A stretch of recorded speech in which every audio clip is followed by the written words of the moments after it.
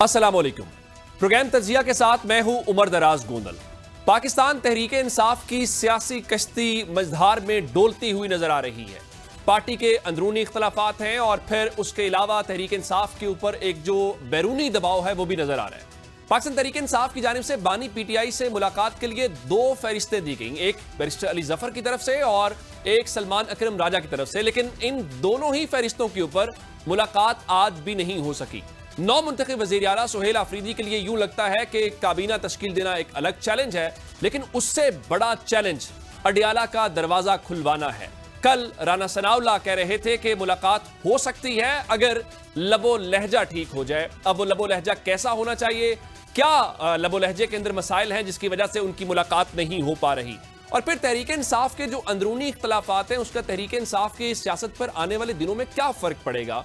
क्या तहरीक इंसाफ एक बार फिर मेन स्ट्रीम में वापस आ सकती है या एक बार फिर इख्तलाफात दर इख्तलाफात होते हुए नजर आएंगे। उसके अलावा आज एक अच्छी खबर भी तहरीक इंसाफ के लिए खैबर पख्तूनख्वा से थी, जहां पे शिबली फराज साहब की खाली होने वाली निशिस्त के ऊपर जिमनी इलेक्शन हुआ, जहां पे अपोजिशन के मुश्तरका उम्मीदवार ताज आफरीदी और तहरीक इंसाफ के खुरम ज़िशान के दरमियान मुकाबला था। खुरम ज़िशान 91 वोट लेकर यानी भारी अक्सरियत के साथ आज सेनेटर मुंतखब हो गए हैं। ये प्रोग्राम का पहला हिस्सा है जहां पे बात करेंगे, और दूसरे हिस्से में पाकिस्तान के मगरबी बॉर्डर पर जो मामलात हैं उसके ऊपर पाकिस्तान और अफगानिस्तान के दरमियान मुज़ाकरात कई दिनों से जारी हैं। गुज़श्ता रोज एक लम्हे के लगा कि ये मुज़ाकरात बगैर किसी नतीजे के खत्म हो गए हैं, लेकिन जो मेजबान हैं, जो सालिस हैं, उन्होंने पाकिस्तान से एक बार फिर कहा कि आप एक मौका जरूर दें, क्योंकि पाकिस्तान अपने उस मौकिफ के ऊपर, दो टोक मौकिफ के ऊपर खड़ा है कि अफगानिस्तान की सरजमीन पाकिस्तान के खिलाफ इस्तेमाल हो रही है और पाकिस्तान इसके ऊपर किसी किस्म का कोई समझौता नहीं करेगा।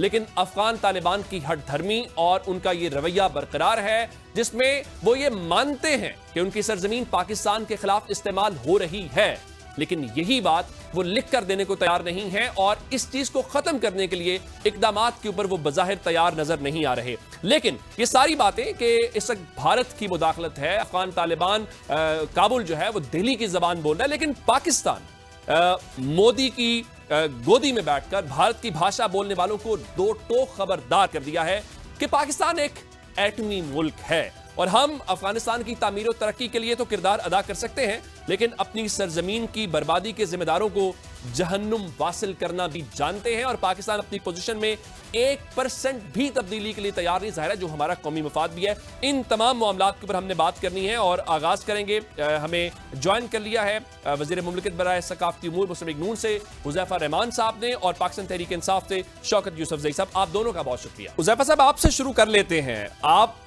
बड़े तसलसल के साथ कहते हैं कि मुलाकात हो जाएगी, मुलाकात के लिए कह देंगे, कोई इतनी बड़ी रुकावट नहीं है, लेकिन उसके बावजूद मुलाकात हो नहीं पा रही। आज भी सुहेल आफरीदी साहब अडियाला जेल के बाहर गए थे, उनका लिस्ट में भी नाम था, वो कहते हैं अदालत का ऑर्डर भी है, उसके बावजूद मुलाकात नहीं हुई। कल राना सनाउल्लाह साहब कुछ लबो लहजे की बात कर रहे थे, तो क्या अदालत का ऑर्डर इंपॉर्टेंट नहीं है और खैबर पख्तूनख्वा के ऐवान की करारदाद इंपॉर्टेंट नहीं है? लबो लहजे की वजह से ही मुलाकात में रुकावट है कोई?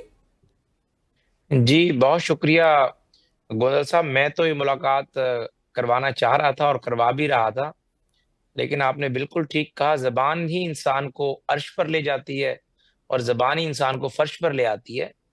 जबान बहुत इंपॉर्टेंट किरदार अदा करती है, इसमें कोई दो राय नहीं है। हजरत अली रज़ी अल्लाह तआला अन्हु का कौल है कि इंसान की शख्सियत उसकी जबान के नीचे पिन्हा होती है, और खास तौर पर जब आप पोजीशन ऑफ ट्रस्ट पर बैठे हुए हों, आप जिस तरीके से लॉ इन्फोर्समेंट एजेंसीज को, डीजी आईएसपीआर को, फेडरल गवर्नमेंट को जिस तरीके से आप ललकारें हैं, जो जबान आप इस्तेमाल करें, और मकसद आपका ये हो कि फेसबुक और ट्विटर पे और टिकटॉक पे मीम्स बन जाएं और शेयरिंग कितनी हो, कोई ऐसा डायलॉग बोल दें, कोर कमांडर की मुलाकात को आप गैर संजीदा अंदाज में कोट करना शुरू कर दें, तो फिर आपको ज़ाहिर है मरकज भी उसी निगाह से देखता है, पंजाब भी उसी निगाह से देखता है।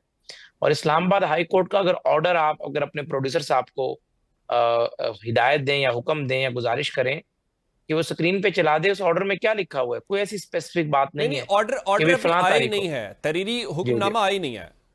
जी जी। तो वही मैं कह रहा हूँ कि इस्लामाबाद हाई कोर्ट ने भी यही हुक्म, अगर आया तो यही हुक्म ही आएगा ना कि जी आप एसओपी पे अमल करें, और जो स्टैंडर्ड ऑपरेशनल प्रोसीजर है उस पर अमल किया जाएगा। उसमें ऑलरेडी उनकी मुलाकातें करा रहे हैं और इतनी पेंडेंसी है, जब इनकी मुलाकात की बारी आएगी इनकी मुलाकात भी हो जाएगी। लेकिन मेरी धमकी जो है वो काम आ गई है।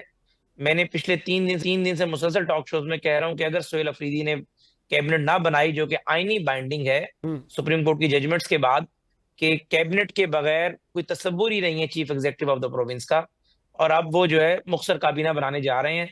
बानी तहरीक जो दावा कर रहे थे कि बानी तहरीक इंसाफ से मुलाकात ना हुई तो मैं काबीना नहीं बनाऊंगा और ये हो जाएगा और वो हो जाएगा, आज वो या कल तक उनकी 4 या 5 रुकनी काबीना शायद हलफ भी उठा ले, या 8 रुकनी, जो भी उन्होंने मुख्तसर काबीना बनानी है। लेकिन बात यह है कि हमारा नुक्ता नजर प्रिवेल किया। हम कह रहे थे अच्छा कि उज़ैफा साहब, कैबिनेट ये के, बड़ी आप वैलिड बात प्लीज, कर रहे हैं कि आप कह रहे हैं कि आपकी धमकी काम कर गई है, फिर इसी प्लेटफॉर्म से उन्हें कोई खुशखबरी भी सुना दें, कोई टाइम भी दे दें, कोई डेडलाइन भी, कि कब तक मुलाकात में उनका नंबर आ जाएगा। वो रोज पेशावर से चल के आते हैं फिर वापस जाते हैं, ताकि उनको भी आसानी हो, पता हो कब मुलाकात होनी है। देखें जी, जिस तरह की वो जबान और लबो लहजा इस्तेमाल करते हैं, जो उन्होंने जबान इस्तेमाल की है, कोई, मैं क्योंकि खुद एक सियासी कारकुन हूं हम्म। और उनके मैंडेट का मुझे बहुत एहतराम है, लेकिन ये कोई तरीका नहीं है जो जबान वो इस्तेमाल कर रहे हैं। तो अगर यही जबान उन्होंने इस्तेमाल करना जारी रखी हम्म। और रियासती इदारों के मुतालिक कि भाई मेरी मेम्स हिट हो जाएं, कि मैं ये कहूं कि कोर कमांडर जो है वो मेरे पास चल कर आया था, मैं हम्म। चल कर नहीं गया। रिकॉर्ड की हमेशा दुरुस्तगी जरूरी होती है। आप रिकॉर्ड के खिलाफ बात करते हैं। ठीक। प्राइम मिनिस्टर के बारे में आपने इल्जाम लगा दिया कि प्राइम मिनिस्टर ने मुझे कहा, मैं पूछ के बताता हूँ। ये नहीं बताया कि मैंने क्या कहा था। हम्म। आपने कहा कि जी मुझे मेरी एप्लीकेशन का स्टेटस बता दें, उन्होंने कहा मैं पूछ के बताता हूँ। आपने बात ही गोल कर दी। हम्म। यही कोर कमांडर्स जब शहबाज साहब लाहौर में चीफ मिनिस्टर थे, बेशुमार एपेक्स कमेटी की मीटिंग्स में 90 शारा कायदे आजम आया करते थे। हम्म। मरियम नवाज साहिबा की मीटिंग्स में कोर कमांडर्स आते हैं। बलूचिस्तान में कई दफा, आप अपने आर्काइव से कहें, लेकिन मकसद कहने का ये है कि आप एक मुसल्ला दुनिया की बेहतरीन फौज को, चूंकि आपका मकसद होता है कि मैं क्रिटिसाइज करवाऊं और उसके खिलाफ एक नैरेटिव बिल्ड करूं, तब आप ऐसी बातें करते हैं कि जी कोर कमांडर को हमने बुला लिया और हम नहीं गए, हम्म। और डीजीआईएसपीआर को क्या जरूरत है प्रेस। भाई ठीक। आप किस तरीके से इदारों के बारे में बात करेंगे, तो मैं बात आपकी बात पे आ रहा हूं। मैं चूंकि तमीज बांधता हूं और 30 सेकंड में अपनी बात में मुकम्मल कर देता हूं। आखिरी जो हिस्सा होता है, बेसिकली आपका पेशावर से डेली अडयाला आना तो फिर भी बड़ा आसान काम है। अगर आप ये काम करेंगे तो आपका मुतलका चीफ सेक्रेटरी और आईजी जो है वो आपकी जो डिक्टेशन है वो लेना बंद कर देगा। अच्छा। और उनके लिए बिल्कुल, और उनके लिए खुशखबरी यही है कि अल्लाह ने आपको इज्जत दी है। आप अपनी जमात और मरकज और एस्टेब्लिशमेंट के दरमियान एक पुल बने, ठीक। तलखियां कम करें, अपनी जिम्मेदार पोजीशन का इस्तेमाल बिल्कुल अपनी ठीक है, आप जमात कह रहे की हैं कि बेहतरी पुल के बने लिए करें, और आगे बढ़े। मैं जरा अपनी जमात की शौकत बेहतरी यूसुफ के लिए जई करें। साहब जो हैं उनको ले लूं। आप यूसुफ जई हेल्थ साहब, एजुकेशन की बात करें जी, मैं प्लीज। आपसे ये जानना चाह रहा हूं कि जिस तरह उज़ैफा साहब भी फरमा रहे हैं और कल राना सनाउल्लाह साहब की भी गुफ्तगू थी, तो यूं लगा कि कोई और रुकावट नहीं है, कोई लबो लहजा, कोई जबान की तलखी, शायद उस वजह से सोहेल आफरीदी साहब की मुलाकात खान साहब से नहीं हो पा रही। आप ये समझते हैं कि ये वैलिड रीजन है और इसी वजह से शायद कोई जिद अना या गुस्सा गालिब आ गया है? बहुत शुक्रिया। मेरा ये ख्याल, देखिए गैर जमहूरी लोग हैं ना, अब इस वक्त जो हुकूमत में बैठे लोग हैं गैर जमहूरी लोग हैं ना। आप जब देखें कि पहली बात तो ये कि इस वक्त जितने भी हमारे मिनिस्टर साहिबान आते हैं ना टीवी के ऊपर, हम्म। तो उनके अंदर एक गुस्सा और एक अना, ये चीजें आपको नजर आएंगी। हम्म। और ऐसी बातें करते हैं जैसे ये हमारा मैंडेट जो है ये कोई वैसे ही है। 4.5 करोड़ आवाम का मैंडेट है और ये बातें कर रहे हैं कि जी चीफ सेक्रेटरी बात नहीं मानेगा और आईजी बात नहीं मानेगा। ये बातें करने की है एक ऐसे मौके के ऊपर जहाँ पे यकजहती की जरूरत है, जहाँ आप चाहते हैं कि सूबा और मरकज तावन करे। लेकिन अगर आप नाराज भी हो जाते हैं जब आपके खिलाफ कोई जबान इस्तेमाल करता है या जवाब देता है, फिर आप कहते हैं जी हमें क्यों इतनी सख्त जवाब दिया। हम्म। तो पहल तो आप लोगों ने की ना। कभी तारड़ साहब को भी बुलाए ना, उनसे पूछें कि आपने क्यों कहा था कि ये दहशतगर्दों का सहूलतकार है, कभी पूछा है अच्छा। उनसे? अगर आप इतना किसी को इतनी बड़ी गाली दे दें फिर आप कहें कि जी हमें तो ये सख्त जवाब दे रहा है, तो मुझे नहीं ख्याल है कि फिर उसके बाद आपको कोई फूल भेजने की जरूरत थी। तो यूसुफ तो जई मेरे साहब, वे भाई फॉरवर्ड क्या है? इस वक्त फिर मुल्क ऐसे ही के रोज हालात आएंगे, बहुत ही अडियाला के बाहर इकट्ठे होंगे, खराब हैं। मुलाकात नहीं होगी, वापस चले जाएंगे, फिर क्या हल क्या उसका? नहीं, देखिए ये तो इनका अपना मसला है ना, वो मुलाकात हो जाए ना हो जाए। देखिए हम तो इस मुल्क के अंदर कानून आइन तो नहीं है ना। हम्म। ये तो आप सबको फैसला सोचना पड़ेगा। जितना भी मीडिया है वो भी सोचे ना कि इस मुल्क के अंदर रूल ऑफ लॉ तो है नहीं। ये तो बिल्कुल ऐसा है कि जैसा वो लफ्ज तो मैं इस्तेमाल नहीं करता हूँ क्योंकि नेशनल चैनल पे इंसान बैठ के लोग भी सुनते हैं, कि मैं यही सब कहूंगा कि गैर जमहूरी हथकंडे हैं ना ये, हम्म। कि आप एक सूबे के वजीर आला को सिर्फ इसलिए नहीं मिलने दे रहे कि जी उन्होंने सख्त जबान इस्तेमाल की है, उन्होंने ये कहा है कि मैं पूछ के बताता हूँ। हम्म। तो यार ये देखें, आप इसकी वजाहतें आप करने की जरूरत क्या है भाई? ये तो आप लोग आके कहते हैं ना, हम उसने बेचारे ने तो एक ही दफा कहा, क्योंकि जाहिर है उसने कोई गलत नियत से नहीं कहा था।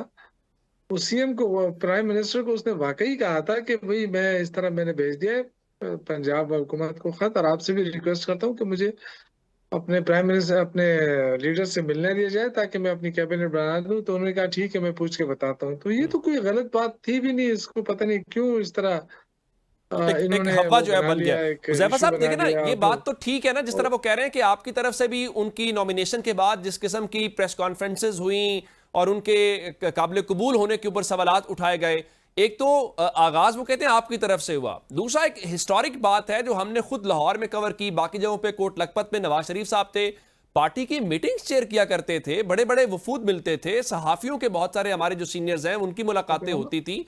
तो ऑपोजिशन तो ये चलता भी है, कल को आपको भी ऑपोजिशन में आना है, तो ऐसे प्रेसिडेंट तो आपके रास्ते की भी रुकावट बन जाएंगे। जी बहुत शुक्रिया जी। पहली बात तो ये कि वजीर आला खैबर पख्तूनख्वा की जब नामजदगी हुई, मैं मेरे ख्याल से वाहिद कैबिनेट मेंबर हूँ अपनी जमात से, मैंने इसको बाकायदा तौर पर अ, अता तारड़ साहब की जब प्रेस कॉन्फ्रेंस हुई, हमारी बाकी लोगों की, इवन के मैंने खुद जो मीडिया टॉक्स की, हम्म। मैंने उसको बड़े हाथों लिया, तनकीद की उस पर कि अगर हमारी तैयारी नहीं थी तो हमें उनकी नामजदगी को बिला वजह ये नहीं कहना चाहिए था कि हमारे जो है वो हम इन्हें वजीर आला नहीं बनने देंगे। हम्म। लेकिन अब अगर लेकिन भी जरूर सुने आप मेरा, अच्छा। वजीर आला खैबर पख्तूनख्वा ने जो कुछ किया है पिछले 15 दिन में, मेरे जैसी जो जमहूरी सोच रखने वाले लोग हैं उनकी सोच भी तब्दील हो रही है कि वाकई ये शख्स जो है, इसके मुतालिक जो बातें अता तारड़ ने कही या किसी और ने कही, बेसिकली मुझे उस शख्स का पता नहीं था, उन हम्म। लोगों ने इनकी माजी की तकारीर सुनी भी होंगी। हम्म। जब आप पोजीशन ऑफ ट्रस्ट पे बैठते हैं फिर ऐसी बातें नहीं करते। अच्छा। फिर आपके पास बहुत कुछ होता है अपने सूबे के लेने के लिए, अपना हेल्थ बेहतर करनी है, एजुकेशन आपने बेहतर करनी है, आपको एनएफसी में अपना शेयर बढ़ाना है, उस पर बात आपने करनी है, आपने अपना नेशनल एक्शन प्लान के तहत अगर कोई फंडिंग लेनी है उस पर बात करनी है। लेकिन आपने तो उससे भी ज्यादा सख्त बातें की जो कि अता तारड़ साहब ने या हमारे किसी और वजीर ने या मैंने आपके मुतालिक स्क्रीन पर बैठकर आपके मुतालिक गुमान किया कि आप शायद सहूलतकारी करेंगे, या भाई आप, ये फौज इस मुल्क की फौज है, आपकी फौज है, ना नून की है, ना पीपी की है, ना पीटीआई के जो जवान शहीद होता है वो पाकिस्तानी होता है। हम्म। अगर डीजीआईएसपीआर की किसी नुक्ते नजर पे आपको इख्तलाफ है तो कोर कमांडर साहब से आप मिले थे, कोर कमांडर केपीके में फौज के एक बड़े नुमाइंदे हैं, आप वहां बात करते, हमें खुशी होती। हम्म। अगर आपने की होगी तो अच्छा किया होगा। लेकिन भाई आप मीडिया पे मीम्स बनाने के लिए जो जिसका आपके बारे में दिल चाहता है आप उसको मुंह में डाल लेते हैं। आप इस बात से कतई नजर कि मैंने इसी मुल्क के वजीर आजम से रजू करना है, मैं एक सूबे का वजीर आला हूं, इसी फौज के साथ मैंने बैठ के लॉ एंड ऑर्डर ठीक करना है, इसी फौज के साथ मैंने ऑपरेशन की प्लानिंग करनी है। जिस अफगानिस्तान के बारे में आप नैरेटिव बिल्ड कर रहे थे कि अफगानिस्तान से बातचीत कर लें, हम दोस्तों कह रहे थे कि नहीं ऑपरेशन होगा तहरीके तालिबान पाकिस्तान के दहशतगर्दों के खिलाफ, लेकिन अल्लाह ने जरिया बनाया कतर और बाकी हमारे दोस्त ममालिक के जरिए, तुर्की के जरिए, जब हम वहां उनके साथ बैठे तो अल्लाह के फजल करम से वो दुनिया के सामने एक्सपोज हो गए कि वो दहशतगर्दों की सहूलतकारी कर रहे हैं। लेकिन अल्लाह ने बातचीत का जरिया निकाल दिया और बातचीत दुनिया ने देख लिया कि वाकई पाकिस्तान बातचीत में संजीदा था, लेकिन बातचीत ये करना ही नहीं चाहते। तो भाई इस तरह की जबान लबो लहजा, कभी जिस बंदे का स्टेक होता है ना, आप ये कोई दलील नहीं है कि एक बंदा कहे जी फलां बंदे ने कत्ल किया वो आजाद फिर रहा है, मैं भी कत्ल करूंगा आजाद फिरूंगा। भाई अगर आपको अपने सूबे के 4.5 करोड़ के मैंडेट का एहसास है तो खुदारा उस मैंडेट का एहसास करते हुए मरकज के साथ, कौमी इदारों के साथ आप यकजहती की बात करें, अपने सूबे को खूबसूरत अंदाज में आगे चलाएं। आप कह रहे हैं कि चूंकि फलां तो साहब आप ये कदम आगे बढ़े ना, आप पहल करें ना, विफाक बड़ा है, उनको मुलाकात का मौका दे दें जिससे गुडविल जेस्चर जाए। शौकत यूसुफ जई साहब से कहें कि ये दुआए खैर करें कि इनके वजीर आला साहब एक कौमी यकजहती की बात करेंगे, फेडरल के साथ मिलकर अपने सूबे के मसाइल का हल तलाश करेंगे, मुल्क के अंदर कोई ऐसी एजिटेशन नहीं करेंगे जिससे पाकिस्तान को नुकसान हो। Noon League doesn't matter, People Party doesn't matter, हम भरपूर जोर लगाकर जो इनके लिए कर सकते हैं वो करेंगे। बिल्कुल ठीक आप है। करवाएं अच्छा इनसे बात, यूसुफ सईद साहब, यकीनदानी नहीं इनसे। एक तो हुकूमत का मौक़िफ़ आपने सुन भी लिया इस हवाले से कि वो नजर आ रहा है, करें जी अगर पहले जो उनका ख्याल था वो भी अब अतात तारड़ और उस लाइन के साथ खड़े नजर आ रहे हैं। दूसरा, कल हमने ये देखा कि तहरीक इंसाफ ने 2 फहरिस्तें दी, एक सलमान अकरम राजा साहब वाली थी, एक बैरिस्टर अली जफर वाली है। लोग कह रहे हैं कि तहरीक इंसाफ के अंदरूनी इख्तलाफात भी हैं, आप एक पेज के ऊपर नहीं है, डयाला वाले पहली मुलाकात नहीं करवाते, ये तो आपने एक तरह से अपने ही खिलाफ गोल कर दिया, सुप्रीम डयाला जेल को मौका दे दिया कि भाई कौन सी लिस्ट है जिसको मानना है, किसके ऊपर मुलाकात करवानी है। मुझे तो खैर इसका इल्म नहीं है लिस्टों के हवाले से, लेकिन मेरे जो भाई ने बात की ना, देखें ये बार बार फौज का जिक्र कर लेते हैं अपने टॉक शोज के अंदर। मेरा नहीं ख्याल है कि इसको बार बार दोहराने की जरूरत है, इसलिए कि जो कल हमारी जो कमेटी का जो इजलास हुआ है आज पॉलिटिकल कमेटी का, उसमें बाकायदा तौर पे जो फौजी जवान शहीद हुए हैं उनके लिए दुआए मगफिरत की गई है, उनको खिराज तहसीन पेश किया गया है, और साथ ये भी कहा गया है कि हम अपनी फौज के साथ खड़े हैं। तो मेरे ख्याल से इस चीज को एक तरफ रख दिया जाए, ये इस पे सियासत न की जाए। हाँ, ISPR वाले अगर कोई बात करते हैं, पॉलिटिकल बात करते हैं वो, और PTI के बारे में बात करते हैं, तो उसका तो वो जवाब देते हैं। बाकी तो फौज के साथ देखें, बिल्कुल ये मैं भी कहता हूँ, क्योंकि मैं जो कहता हूँ अपनी पार्टी की बात करता हूँ, मैं अपनी तरफ से तो नहीं कहता हूँ कि अगर मतलब अफगानिस्तान हो या इंडिया हो, कहीं से भी पाकिस्तान पे अटैक हो, या तो उसके जवाब में हमारी फौज का पूरा हक है कि वो जवाबी कार्रवाई करे, हम अपनी फौज के साथ खड़े हैं। तो इससे ज्यादा क्लियरिटी मेरे ख्याल से बाकी होती है सियासी बातें। सियासी बातें अपने स्ट्रेंथ के ऊपर खेल कर करें, आप डिलीवर करें, आप बताएं कि हमने ये किया है। आने के बाद सिर्फ ये बात नहीं हो सकती है कि आप सिर्फ दावे करें कि जी हमने मईशत को ठीक कर दिया है। आज जितनी मईशत तबाही के दहाने पर है, इससे पहले तो कभी नहीं थी। पहले आप देखें जो ग्रोथ रेट था पाकिस्तान का, वो 6 पॉइंट पर पहुंच गया था। आज जो है वो 2 से ऊपर जा ही नहीं रहा है, और ये कहते हैं हमने मईशत ठीक कर दी है, फिर ये कहते हैं जी वो स्टॉक एक्सचेंज आसमान छू रहा है। और तो कहाँ है आपके एक्सपोर्ट, कहाँ है? जब एक्सपोर्ट ही नहीं है आपकी, फिर आपकी इम्पोर्ट इतनी बढ़ गई थी, आपने छुपा रखी उसको कि तिजारती खसारा ना शो हो जाए, IMF ने उसको एक्सपोज किया। और तो छोड़े कि खाने पीने की अशिया लोगों की दस्तरस से बाहर जा रही है। ठीक। तो लोग तो इस चीज को देखते हैं ना कि इमरान खान के दौर में आप लोगों ने बड़ी चीखें मारी कि जी महंगाई है, आटा 900 से 1100 पे पहुंच गया है। आज 2850 का मैंने खुद खरीदा है। ठीक। 20 किलो का थैला 2850 का मैंने खुद खरीदा है, जबकि इमरान खान के दौर में 900 से 1100 पे पहुंचा था। तो अब मुझे बताएं कि आप तो आए इसलिए थे कि आपने कहा था कि इमरान खान की हुकूमत इसलिए खत्म कर रहे हैं कि मईशत खराब हो रही है और आवाम को महंगाई का सामना है। ठीक। तो उस वक्त पेट्रोल 150 रुपए था, आज 250 पे पहुंच गया, बल्कि 270 पे पहुंच गया। इसी तरह सारी चीजें ले लें। ठीक। तो मैं ये कहना चाहता हूँ कि आवाम को रिलीफ तो नहीं मिला है आपके आने के बाद। फिर आपने कहा था कि इमरान खान ने 26,000 अरब का कर्जा लिया। अभी आपके इल्म में है कि आपने 37,000 अरब का कर्जा ले लिया।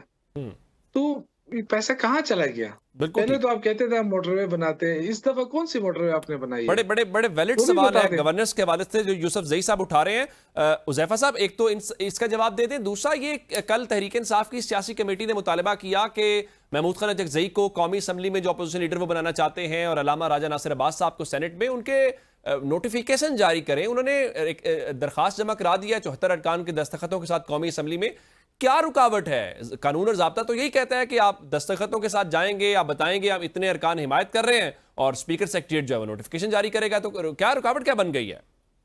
जी बहुत शुक्रिया, मुझे बड़ी खुशी हुई शौकत यूसुफ जई साहब जो बातें इन्होंने की है मैं उन सबसे डिसएग्री करता हूं, और आप इस पे अलहदा बेशक प्रोग्राम रख लें जी। लेकिन मोटी मोटी बातों का अगर मैंने जवाब देना तो मैं दे देता हूं जो इकोनॉमी के हवाले से इन्होंने की। लेकिन ये सब बातें करते हुए अच्छा लगता है कि आपका सियासी मुखालिफ मुल्क की मईशत को मजीद बेहतर करने की बात कर रहा है ना, या हमने जो बेहतरी लाए हैं उसको वो नहीं मान रहा, उसका जो बेंच मार्क है बहुत ऊपर है।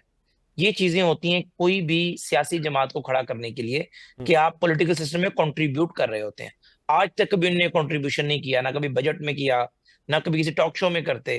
शौकत यूसुफ जई साहब जैसे लोग इंतहाई कम है जो धीमी बात करते हैं, सख्त बात को हमारी तरफ से भी हो जाए, दलील पे मबनी बात करते हैं, इसलिए दिल करता है कि दलील पे मबनी इन्हें जवाब दिया जाए। इन्होंने बात की है कि इस तरीके से जो इन्होंने बातें की कि 150 पे पेट्रोल था, इसके ऊपर आप समेत आपका चैनल भी और कई बैन अवी जरीदे चीख चीख के बता चुके हैं कि वही जो 150 रुपये आपने पेट्रोल रोका हुआ था आईएमएफ के एग्रीमेंट के अगेंस्ट जाकर, उसी से आईएमएफ का एग्रीमेंट सबोताज हुआ। बानी तहरीक इंसाफ की आप स्पीचेस निकलवा कर देख लें मई और जून 2023-22 की, जिसमें वो कहते थे कि पाकिस्तान जो है वो दिवालिया हो जाएगा। तो मुझे बताएं ऐसी कौन सी हमारे पास इनके पास जादू की छड़ी थी और हमने कोई ऐसा चीज ले आए थे कि 1.5 महीने में पाकिस्तान को दिवालिया के किनारे पर ले आते। बेसिकली बानी तहरीक इंसाफ को पता था कि मैं ऐसी माइंस बिछा कर गया हूं और मैंने इस मुल्क की मईशत के साथ वो सलूक किया है कि पाकिस्तान वाकई दिवालिया होने के करीब है। जो ये बात करते हैं 26,000 या 37,000 के आपने इतने जो है अरब कर्जा लिया है, मुझे इन फिगर्स पे एक तो खुद भी मेरी कोई तहकीक नहीं है कि ये फिगर्स ऐसे ही हैं। अगर इन फिगर्स पे बात करना चाहेंगे तो पूरी दुनिया की जितनी भी रेटिंग एजेंसीज हैं वो ये कहती हैं कि 17 में आपका मुल्क जो है वो बिल्कुल सोलो फ्लाइट ले रहा था, और 2018 में फिर जो पाकिस्तान के साथ हुआ। तो अगर आपने कंपैरिजन करना है ना तो 2017 का और 2022 के कंपैरिजन करें कि 17 में नून लीग कहां छोड़कर गई थी और 22 में आप कहां लेकर आए। जिस डॉलर की आप बात करते हैं, डॉलर तो 104 पर रुका हुआ था, 175 पर डॉलर जब अदम एतमाद जिस दिन आ रही थी, पीडीएम की गवर्नमेंट भी तो आपके वजीर आजम थे, उसको कैसे वो निकाल दिए दरमियान में से?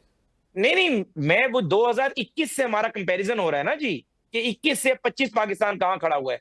आपको पता है कि जब अदम एतमाद हमने जमा कराई डॉलर 175 पर था, और ड्यूरिंग अदम एतमाद और ड्यूरिंग 3 महीने में डॉलर 300 पे चला गया था। कि क्या दुनिया में कोई ऐसा इकोनॉमिस्ट बताएगा कि कोई भी वजीर आजम, मैं कहता हूँ महा करप्ट भी हो और डॉलर 150 ऊपर चला जाएगा? बेसिकली डॉलर जो है रैशनली 250 पर था उस दिन भी, अदम एतमाद वाले दिन भी। इन्होंने उसको जानबूझकर आर्टिफिशियल अंदाज में जो भी किया हुआ था। आपके मुल्क के रिजर्व जो है, ये खुद कह रहे थे, बानी तहरीक इंसाफ की स्पीचेस उठा के देख लें जून 2022 की, कि 4 अरब डॉलर पर आगे हम श्रीलंका बनने जा रहे हैं। तो कोई इन्हें खुद ही हुकूमत का हिस्सा रहे हैं। अकाउंट 1 जो state bank of Pakistan operate करता है, क्या किसी वजीर आजम की कैपेसिटी है, जरूरत है कि बगैर किसी चीज के आप 15 अरब डॉलर को 4 अरब डॉलर के ऊपर लेकर आ जाए? क्योंकि आपके रिजर्व एक्चुअल थे ही 4 अरब डॉलर के, आज आपके वो रिजर्व 18-19 अरब डॉलर पे फ्लक्चुएट कर रहे हैं। मैं ये नहीं कह रहा कि कोई दूध और शहद की नहरें बह रही हैं, लेकिन जिस हाल में आपने पाकिस्तान हमें दिया था, मईशत आपकी बिल्कुल डूब चुकी थी, आईएमएफ बिल्कुल दौड़ने पे तैयार था, हमने मैक्रो इंडिकेटर्स ठीक किए हैं। आज वो उनका बुनियादी इतराज हुज़ैफा साहब यही है, ज़ाहिर है कर्जों के ऊपर कर्जे लेने वाला। गुफ्तगू का सिलसिला जारी रखेंगे लेकिन एक ब्रेक के बाद।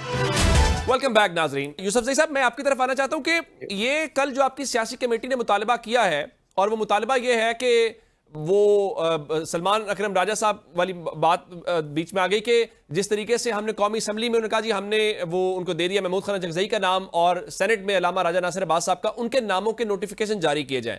अब वो नोटिफिकेशन जारी नहीं हो रहे। अगर वो जारी नहीं होते तो क्या करेंगे? अदालत जाएंगे या फिर वेट करेंगे कि स्पीकर साहब को इसके ऊपर रूलिंग दें या उनकी ऑफिस से कोई फैसला आए? देखिए, मेरे ख्याल से जो इस वक्त मुल्क की हालात हैं उसमें तो तकाजा ये है कि गवर्नमेंट जो है वो ताउन हासिल करती सूबों का। लेकिन बदकिस्मती आप देखें कि एक तरफ इंडिया धमकियां दे रहा है, तो ये आके आज़ाद कश्मीर की हुकूमत को जो है ना तब्दीली ले आए जी, क्योंकि अरेंजमेंट ही इनकी है ना कि जी पहले PMLN करेगी, फिर पीपल्स पार्टी आएगी। हालांकि 6 महीने रहते हैं ना। ठीक। तो जो मुल्क की मफाद है वो तो आप यहाँ देख लेंगे कितना अजीज है। और वरना 3 साल तो इनके भी हो गए हुकूमत के, शहबाज शरीफ साहब के, दोनों अगर टेन्योर मिलाया जाए तो 3 सालों बाद भी इनको वही बात आ रही है कि जी वो इमरान खान ने मईशत तबाह की थी। भाई इमरान खान ने अगर तबाह की तो 3 साल आप लोग क्या करते रहे? ये बातें तो उनको कहना है, जो आवाम पूछ रही है कि भाई हमारी दस्तरस से चीजें क्यों भाग रही हैं? क्योंकि इमरान खान के दौर में जैसा भी था ना, अवाम को तो तकलीफ नहीं हो रही थी ना, कारोबार हो रहा था, कंस्ट्रक्शन का काम बहुत अरूज पे पहुंचा था, लोगों को रोजगार मिल रहा था।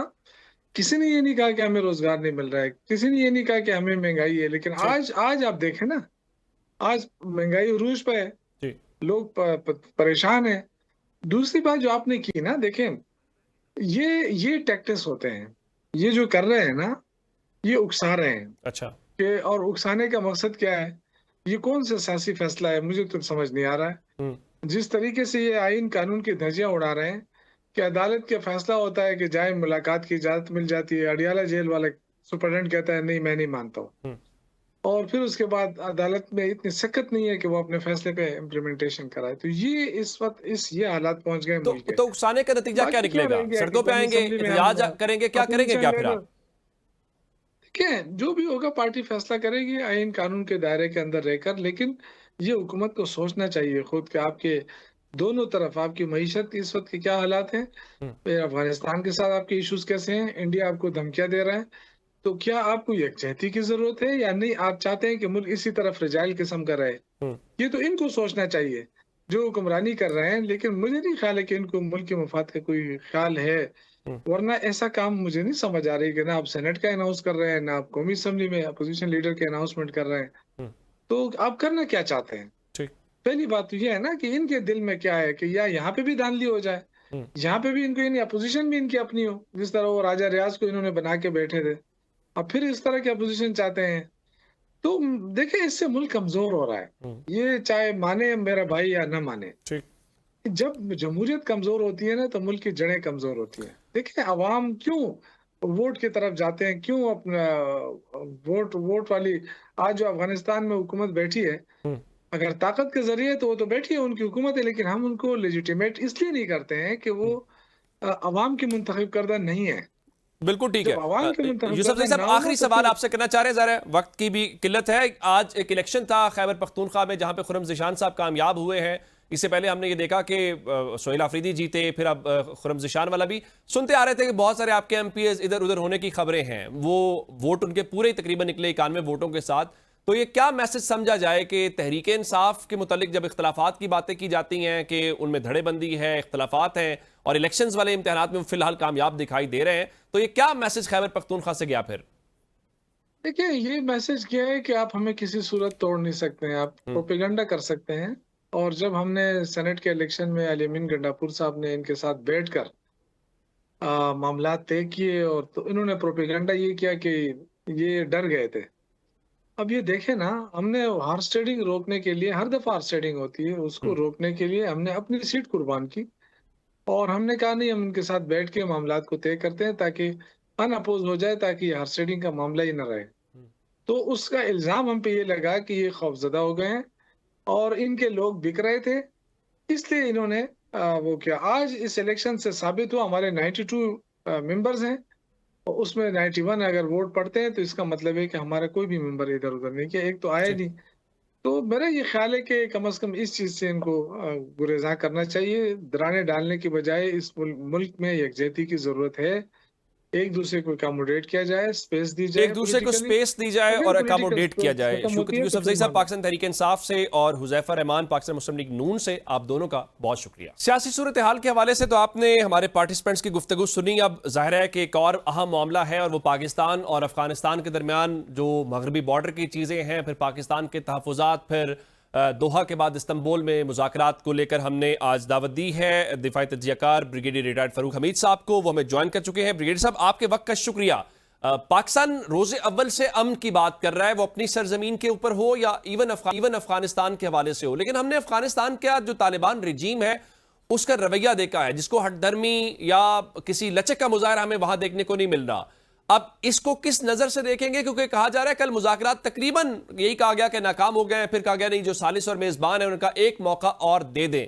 कोई आपको इम्कान नजर आता है तालिबान के इस रवैये को देखते हुए कोई खैर की खबर आएगी और कोई एग्रीमेंट या कोई मुआहदा हो सकता है? बिस्मिल्लाहिर्रहमानिर्रहीम, बहुत शुक्रिया। देखिए, अगर कोई खैर की खबर आ भी जाती है for the sake of discussion, मैं उसको इतना क्रेडिबल इसलिए नहीं समझूंगा क्योंकि ठीक है, तुर्किया का बड़ा एक प्रेशर है, कतर का भी प्रेशर है, उन्होंने दोबारा दोनों पार्टीज को बुलाया कि आमने सामने बैठे और कोई हल इसका निकाले, क्योंकि अफगान तालिबान गवर्नमेंट जो है वो तो बिल्कुल बज़िद है, इन राइटिंग तो वो कमिट करने को तैयार ही नहीं है कि जनाब बिल्कुल ये हमारी जिम्मेदारी है, हम इनको रोकेंगे, ये जो दहशतगर्द ग्रुप है अफगानिस्तान की सरजमीन पे। तो ठीक है अगर हो भी जाता है, लेकिन उसको वो सस्टेनेबल मेरी नजर में नहीं होगा। उसकी वजह यह है कि अफगान तालिबान गवर्नमेंट जो है, देखें उनका वो होल्ड नहीं है पूरे अफगानिस्तान पे। नंबर वन, जो दहशतगर्द ग्रुप हैं वो उनमें काफी ऐसे हैं जो मैं मानता हूँ जो कि एफिलिएटेड हैं विद तहरीक तालिबान अफगानिस्तान, बल्कि किसी ने तो ये भी कहा कि ये they are side of the same point. लेकिन भारत उसमें काफी ऐसे लोग भी हैं जो कि उनके अफगान तालिबान के साथ उनके नहीं मिलते हैं ख्यालात, हम आहंगी नहीं है। और फिर ऐसे ग्रुप भी हैं या इन मिली जुली इनमें ग्रुप में जिनकी बहुत सख्त बैकिंग और पुश बनाई जो है वो तो इंडियंस कर रहे हैं। अब अफगान तालिबान गवर्नमेंट की भी इंडिया के साथ बहुत अच्छे आप देख रहे हैं कि ताल्लुकात में डेवलपमेंट आई है। तो अगर हो भी जाता है क्या उस पे फॉर द टाइम बिंग तो चले अफगान तालिबान गवर्नमेंट पे शायद एक किस्म का प्रेशर उठ जाए कि देखिए हम कोशिश करेंगे, हम ये करेंगे, हम वो करेंगे, लेकिन ऑन ग्राउंड अगर वो इम्प्लीमेंट नहीं होता सिंसियरिटी के साथ। देखे ना ये गजा का जो भी मामला है, कितनी इस्लामिक नेशन वहां पे विटनेस थे जब ये एग्रीमेंट साइन हुआ था, लेकिन क्या हुआ चंद ही दिन के बाद इसराइल ने दोबारा गजा पे हमले शुरू कर दिए। तो किधर गया वो एग्रीमेंट जो कि अमेरिका ने करवाया, ट्रम्प साहब खुद मौजूद थे। तो यहाँ पे तो आपको मालूम है इंडिया के ऊपर अभी कोई कंट्रोल किसी का नहीं है, ना कोई सऊदी अरेबिया की तरफ से कोई बात आ रही है, ना अमेरिका की तरफ से कोई इंडिया को भी कहा जा रहा है कि भाई आप भी थोड़ा सा ये इनकी पुष्पराई बंद करें, इनकी बैकिंग बंद करें, ये दहशतगर्द ग्रुप है। गुफ्तगू का सिलसिला जारी रखेंगे लेकिन एक ब्रेक के बाद। Welcome back. पाकिस्तान के डिफेंस मिनिस्टर जो बात कर रहे हैं उसमें गुस्सा भी नजर आ रहा है और यह भी जाहिर है हमारे सब्र का पैमाना लबरेज होने वाली बात भी उसकी अक्कासी नजर आ रही है। अगर तालिबान बाज नहीं आते और इंडिया भी यहां पे इन्वेस्टमेंट जारी रखता है, उसके कॉन्सुलेट्स अब खुलने की बातें जो हम सुन रहे हैं, तो फिर पाकिस्तान एक्शन की तरफ जाएगा। फिर क्या ऑप्शन क्या है हमारे पास? और देखिए पहली बात तो ये पाकिस्तान के कोई जारियाना अज़ाइम नहीं अफगानिस्तान के खिलाफ। हमने तो उनके साथ उनको सपोर्ट किया था, वो जंग लड़ी थी उनके साथ। अपना सोवियत ऑक्यूपेशन जो थी अपना अफगान जहाज की जो मैं बात कर रहा हूँ, तो ठीक है बीच में एक बैड पैच आया था बॉर्डर टेल कर, जबकि हमने एक किस्म का अमेरिका को सपोर्ट किया वगैरह वगैरह। लेकिन बात यह है कि देखें हम ये हमारे पास फिर कोई ऑप्शन नहीं होगा, और ऑप्शन वही होगा कि जो कि ख्वाजा आसिफ साहब ने एक बड़ी सख्त स्ट्रांगली वर्डेड जारहाना किस्म की उनकी जो स्टेटमेंट है, जो कि अब जिसका अभी तक मैंने कोई रिस्पॉन्स नहीं देखा है अफगान तालिबान गवर्नमेंट की साइड से। देखिए इसमें नुकसान किनका है? नुकसान अफगान अवाम का है। अफगान अवाम जो है ऑलरेडी बड़ी मुश्किल हालत में है, गुर्बत की हालत में है। वहां पे उनके पास खाने पीने का सामान भी, अब देखे ना कितने हफ्तों से दोनों ट्रांजिट ट्रेड कॉरिडोर कराची वाले और वाघा वाले वो बंद है। क्रॉस बॉर्डर ट्रेड जो है कितने हफ्तों से रुकी हुई है। नुकसान किसका हो रहा है? हमारा इतना नहीं, नुकसान तो वो अफगानिस्तान की साइड पे जो लोग हैं उनका और उनके बिजनेस का। पाकिस्तान साइड के लोग भी बिल्कुल वो भी अफेक्टेड है। सो ये अफगान तालिबान जो है, ये मेरा ख्याल है कि ये वो एक सेंस ऑफ रिस्पॉन्सिबिलिटी जो है वो नहीं शो कर रहे। हाँ मैं एक बात कहूँ, अगर आज यही जो बातचीत है, ये डायलॉग है, अगर ये सऊदी अरेबिया में होता, सऊदी अरेबिया इसको करता अपना स्पॉन्सर, वो इसमें इनको पाकिस्तान को अफगान तालिबान गवर्नमेंट के अरेस्ट को वहां बुलाता सऊदी अरेबिया में, ठीक है ना। जब इतनी हमारे उनके साथ अंडरस्टैंडिंग है, डिफेंस पैक्ट भी है कि हम हर किस्म के उनके साथ जो है चीजें वो शेयर भी करते होंगे, हमारे उनके साथ ऑल राउंड इकोनॉमी और डिफेंस के मामला भी हैं। तो अगर सऊदी अरेबिया ये करता बला के अपने मुल्क में, शायद अफगान तालिबान जिनके अफगान जहाज से सऊदी अरेबिया के अपना आला लीडरशिप के साथ एक बड़े रवायती और तारीखी ताल्लुकात हैं, हो सकता है कि वो जेन्युइनली मान जाएं कि हाँ अब हम अपना। ब्रिगेडियर साहब तो आप बात कर रहे हैं, अब ये दोहा ही तो था जिसने दोहा एग्रीमेंट करवाया था,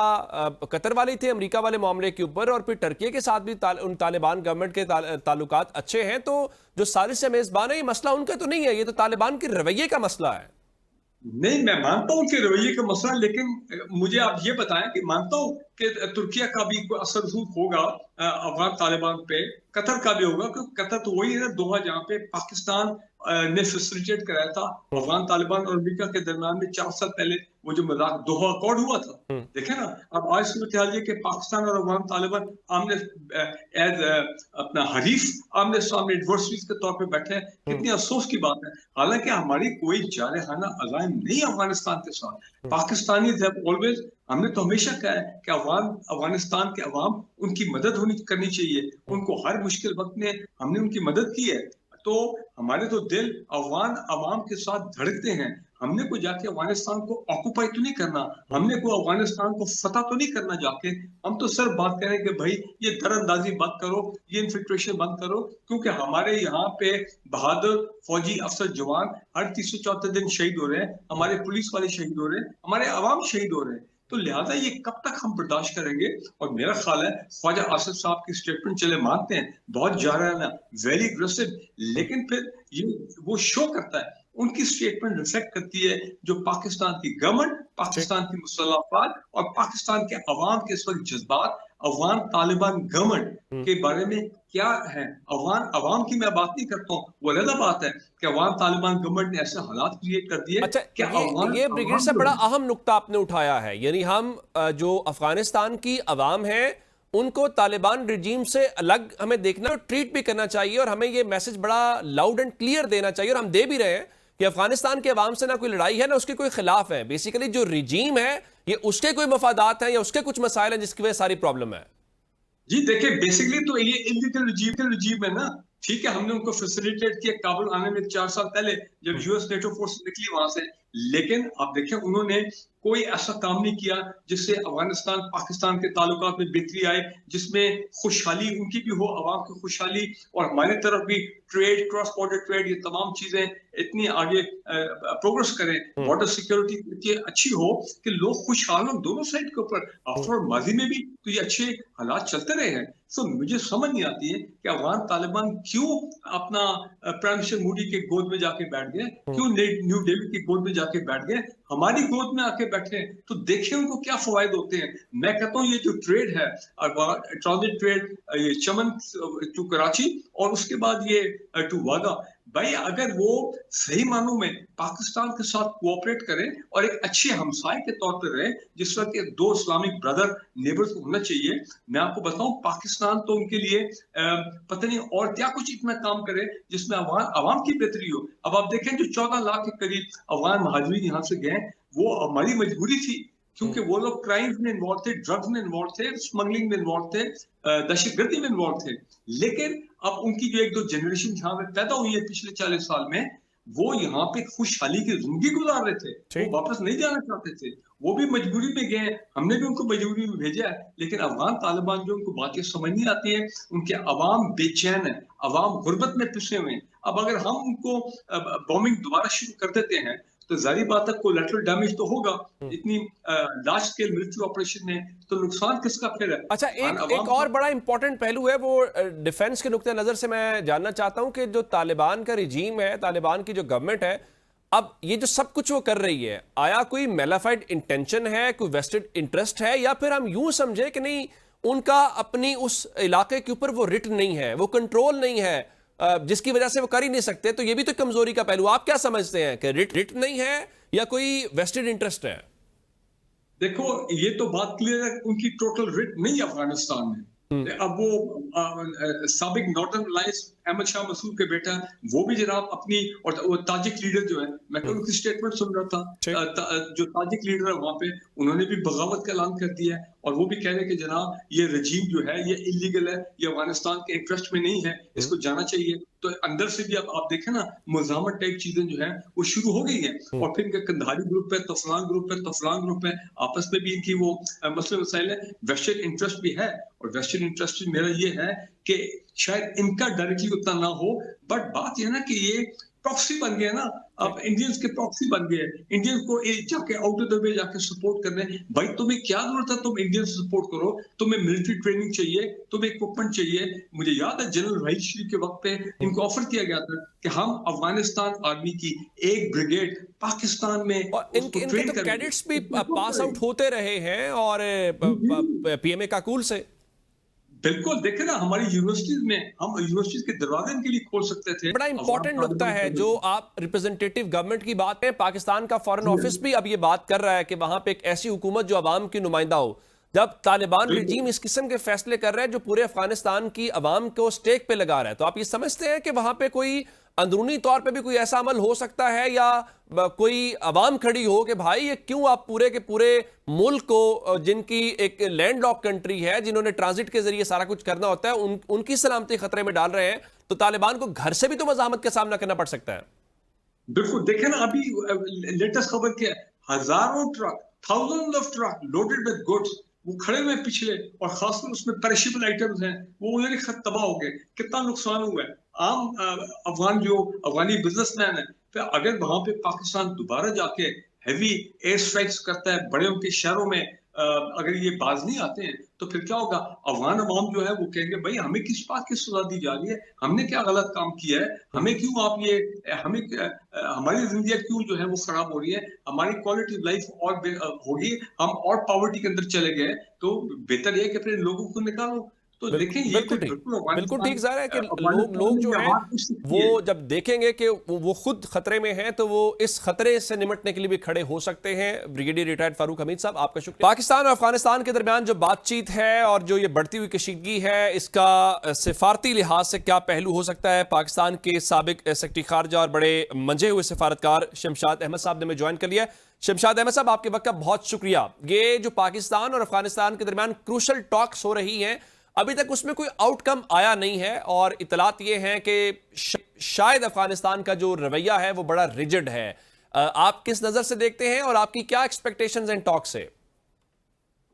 देखिए, हमारी जो जिम्मेदारी है इस सारे प्रोसेस में वो अफगानिस्तान या तालिबान के मामले में बहुत ज्यादा है। अफगानिस्तान में जो तालिबान हैं वो तो उनकी तो रियासत भी कोई नहीं रिकग्नाइज करता, तो वो तो एक धड़ों में बटे हुए हैं वैसे भी, और उनकी तारीख भी ऐसी रही है। लेकिन उनकी तारीख और हमारी तारीख तकरीबन एक ही है।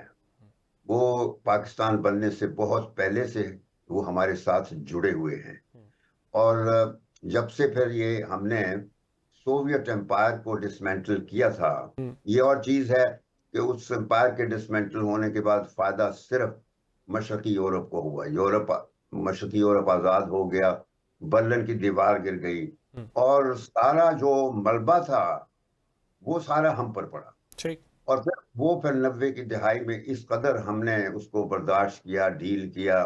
मैं खुद उन दिनों होता था और अफगानिस्तान मसले को डील किया करता था। तालिबान को रिकग्नाइज हमने कर लिया। फिर we were one of the 3 countries, जब सऊदी अरब था और अमारात और पाकिस्तान ने 97 में हमने रिकग्नाइज किया था। मैं कहना ये चाहता हूं कि तालिबान के साथ हमारा रिश्ता बहुत पुराना है, और हमारे लोग जो है ना, जो आप समझते हैं, जो लोग जब मैं जिनका रेफरेंस देता हूं वो इनके साथ बड़े अच्छे तरीके से फेमिलियर हैं, वो डील करते रहे इनके साथ।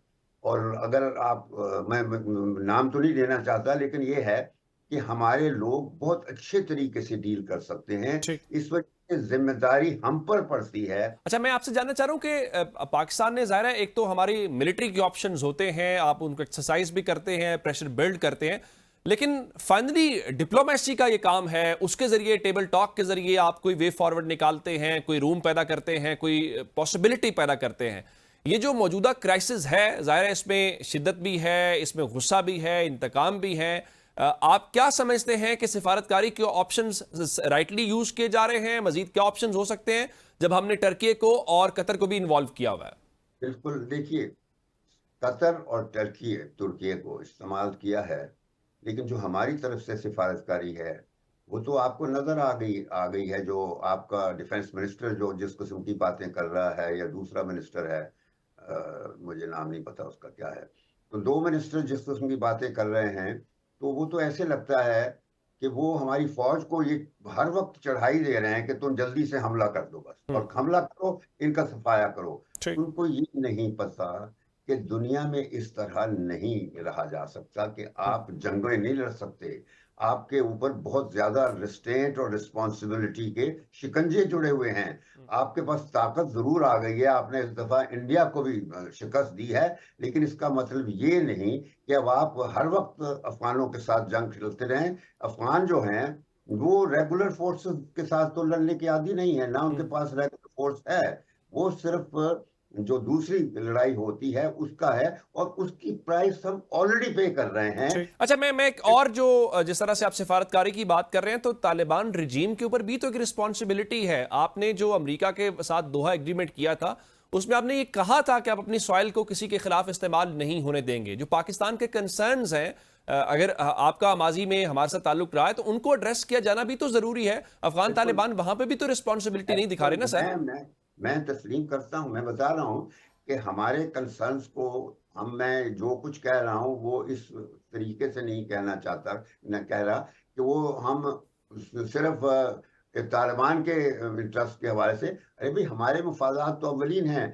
मैं सिफारतकारी जो है उसके दोनों फायदे होंगे अगर हम सिफारतकारी ठीक। अगर आप इस किस्म के सिफारतकार आपके जिस किस्म का ख्वाजा आसफ जिस तरह बातें कर रहा है कि जंग के अलावा तो बात ही कुछ नहीं कर रहा, तो सिफारतकारी कहाँ रह गई है? मैं वो सिफारतकारी चाहता हूं जो अमन के लिए की जाती है। जंग का वही सिफारतकारी नहीं होती है, वो जंग के लिए करता है। मैं जो कह रहा हूं वो अमन के लिए है, और अमन के लिए तालिबान के मुख्तलिफ धड़े हैं। वो हमारे जो मुतल्लका लोग हैं उनको पता है किन से राब्ता करना है और क्या राब्ता करना है, और ये सब हो सकता है। मैं आपको बता देता मैं आपकी इस गुफ्तगू को अगर कंक्लूड करूं तो मुझे यूं लग रहा है कि आप कुछ ज्यादा वैसे होपफुल है नहीं। आप गो के बिलीव तो ज़ाहिर है डिप्लोमेसी के अंदर कर रहे हैं, लेकिन आप ज्यादा होपफुल दिखाई नहीं दे रहे कि इन टॉक्स के जरिए या इन सेशंस के जरिए कोई आउटकम आएगा, कोई एग्रीमेंट तय हो जाएगा और हम आगे बढ़ेंगे अच्छे दोस्तों की तरह, अच्छे हमसायों की तरह।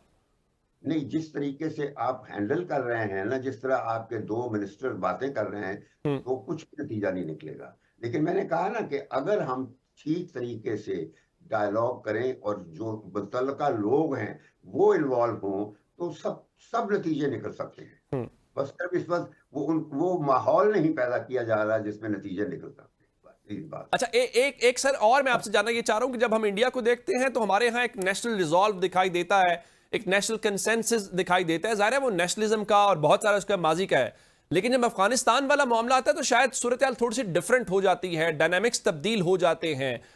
उसका भी कोई इंपैक्ट आ सकता है? देखिए, इंडिया के मामले पे मैं हमेशा ये कहता हूँ, इंडिया कोई भी आपकी कमजोरी होगी वो एक्सप्लॉइट करेगा। और ये जो इस वक्त अफगानिस्तान के साथ हमारे इख्तलाफात पैदा हुए हैं, वो इंडिया इनको मजीद वो करेगा, इस्तेमाल करेगा। तो चैलेंज ही हमारा सिफारतकारी का ये है कि हम इन मसाइल पर काबू पाएं, और वो सिफारतकारी के जरिए। जैसे मैं आपको एक चीज कह देता हूं कि आपके दो अच्छे पुराने जर्नैल जिन्होंने तालिबान से डील किया हुआ है, उनको सिफारतकारी में ले आइए, तो देखिए नतीजा कैसे निकलता है। बस, थैंक यू। बिल्कुल ठीक है, बिल्कुल ठीक है। शमशाद अहमद साहब, आपका बहुत शुक्रिया। आपने बड़ी तफसील के साथ जो है वो मौका कर रखा कि देखिए हम टॉक्स भी करना चाहते हैं, एक माजी के ताल्लुकात अपनी जगह के ऊपर हैं, लेकिन पाकिस्तान के मफादात जो हैं वो अव्वलीन तरजीह हैं। पाकिस्तान और अफगानिस्तान का कोई मुकाबला नहीं है, ये एक ज़मीनी हकीकत है। लेकिन उसके साथ जाहिर है ये भी बात दुरुस्त अपनी जगह पे कि हम पे बड़े होने के नाते जिम्मेदारी भी बड़ी है। लेकिन अफगानिस्तान के जो तालिबान है उन्हें भी जिम्मेदारी का मुजाहिरा करना है, इसलिए नहीं कि कोई हमारा मसला है, ये इस पूरे खित्ते की स्टेबिलिटी और इस खित्ते की सिक्योरिटी के लिए इंपॉर्टेंट है। इसलिए कि आपने दोहा के अंदर इन राइटिंग पूरी दुनिया को यकीन दिलाया था कि आप इस चीज को मानेंगे, अब आप उससे मुकर नहीं सकते। उसकी वजह यह है कि अभी पाकिस्तान जो डिप्लोमेटिक केस है वो लड़ रहा है, लेकिन जब आप मिलिट्री के ऑप्शंस के ऊपर जाएंगे तो फिर नुकसान होता है और उसका इंपैक्ट पूरे जो खित्ते के ममालिक हैं उनके ऊपर आएगा। और हमने ये देखा है कि पाकिस्तान के जो इंटीरियर मिनिस्टर हैं वो गुज़श्ता रोज़ काफ़ी एक्टिव दिखाई दिए हमें ईरान के अंदर, जहां पे वो ईरान के आला हुकाम से मिले। इवन वहां पे अफगान तालिबान के जो रिप्रेजेंटेटिव्स थे उनके साथ भी उनकी मुलाकात हुई है। तो होपफुली अगर उम्मीद का दामन हाथ से नहीं छोड़ना चाहिए, कोई अच्छी खबर आएगी और इसी में अफगानिस्तान की बेहतरी है, इसी में इस खित्ते की बेहतरी है। प्रोग्राम से हमें इजाज़त दीजिएगा। खुदा हाफिज।